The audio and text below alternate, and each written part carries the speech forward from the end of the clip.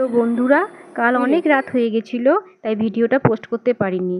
রাত 10:30 বাজে আর আমি চলে এলাম গগ্গেশ্বরের মন্দিরের ভক্তদের মাথাচালা দেখতে। তো বন্ধুরা দেখো, এখানে এক ভক্ত আরেক ভক্তর সঙ্গে কোলাকুলি করে এরপর নাচতে নাচতে ওরা মন্দিরের চাতালে উঠে পড়লো।